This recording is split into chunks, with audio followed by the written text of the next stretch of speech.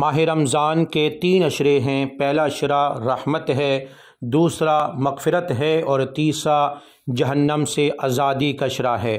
پہلا اشرہ رحمت کا گزر گیا، ہم نے تجوید کے ساتھ دعا یاد کی تھی۔ آج ہم دوسرے اشرے کی دعا تجوید کے ساتھ سیکھیں گے۔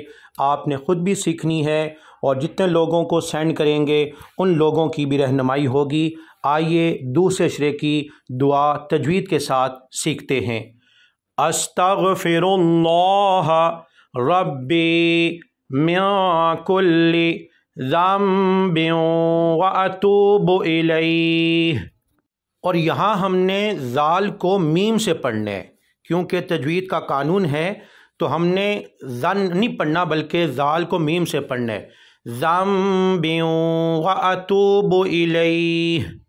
اس پیج میں آپ دیکھ سکتے ہیں، یہاں پہ ذال کو میم سے پڑھا جائے گا۔